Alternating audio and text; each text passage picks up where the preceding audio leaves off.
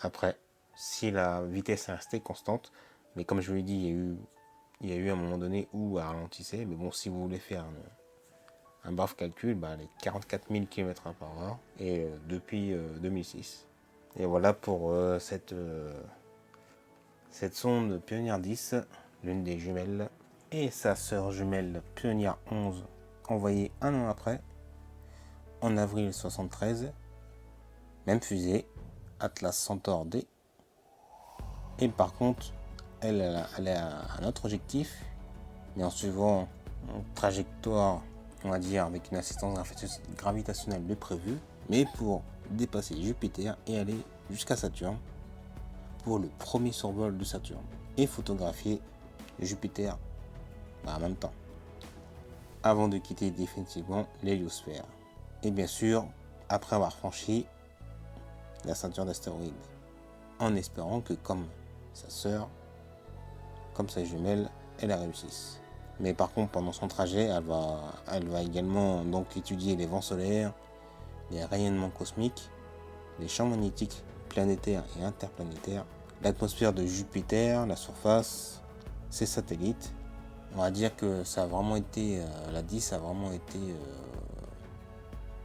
l'éclaireuse pour justement donner le maximum d'infos et le maximum de capacité à sa jumelle grâce aux scientifiques et la récupération de données de Pioneer 10 et la grande tache rouge de Jupiter qui a été photographiée par Pioneer 11 le 2 décembre 1974.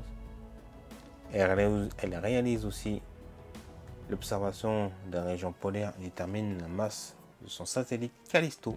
Et l'attraction de la planète géante est utilisée pour le cadre d'une manœuvre d'assistance gravitationnelle, comme je l'ai déjà soutenu, et par contre qui la propulse jusqu'à 173 000 km/h tout en la dirigeant vers Saturne. Là encore aussi, un beau test et une magnifique réussite, il faut le dire quand même. Donc bravo messieurs.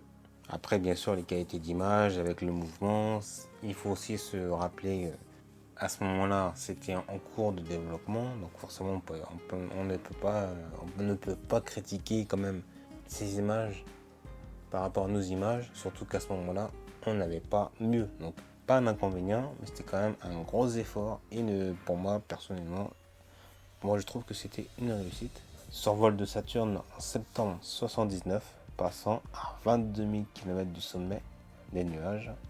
Elle effectue les premières photos de la planète et découvre 2 satellites et un anneau qui était à ce moment-là inconnu.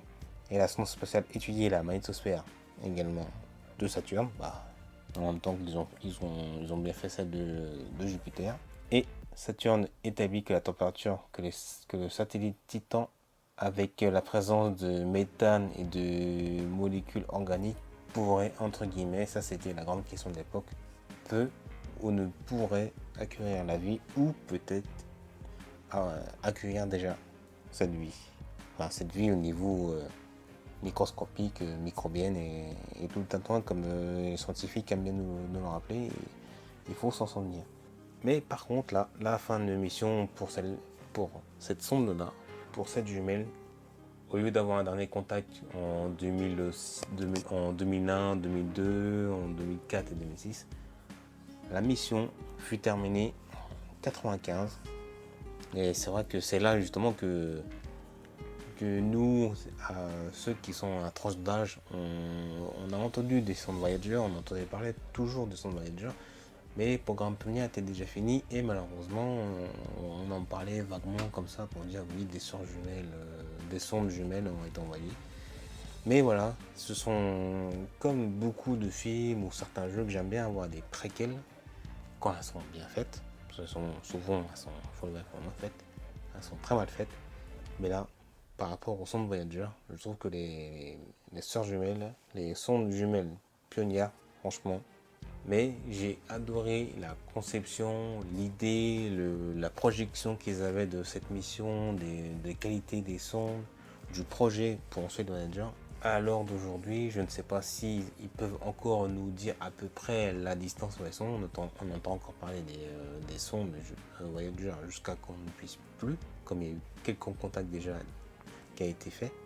Et par exemple, pour Pioneer 10, vu qu'il n'y a eu aucune réponse, on connaît uniquement leur direction probable qu'elles vont suivre, leur dernière vitesse de pointe, et donc que des estimations avec des calculs, sans savoir s'ils ont été percutés. Percutés, quand je dis percutés, c'est peut-être par des restes de comètes, d'astéroïdes, de micro-cailloux dérivant dans l'espace qui peuvent les allumer, comme ils avaient, rappelez-vous, pour Horizon et Cassini, ils avaient extrêmement peur justement pendant toute la durée de la mission.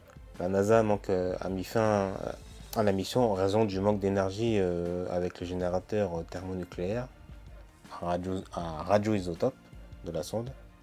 C'est une énergie nécessaire pour continuer d'observer et de communiquer avec la Terre. Et le dernier contact de Pioneer survint en novembre 1995. Depuis lors, elle continue sa route vers le système solaire extérieur en direction de la constellation de l'Aigle. Elle devrait passer à proximité d'une étoile de la constellation dans les 4 millions d'années. Kiss my ass, ok, faisons comme ça.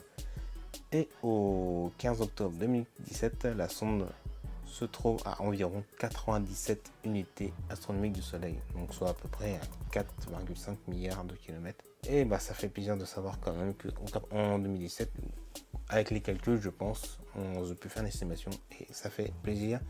Et merci aux femmes et aux hommes qui ont conçu et qui ont approuvé et qui ont construit cette mission. Et bien sûr, comme ces héritières, les sondes pionnières ont à bord des plaques comme les plaques en or qui sont sur les autres sondes jumelles Voyager. Et n'oubliez pas d'aller voir 333 pour ce caricature. N'oubliez pas d'observer la bourse céleste. Ciao.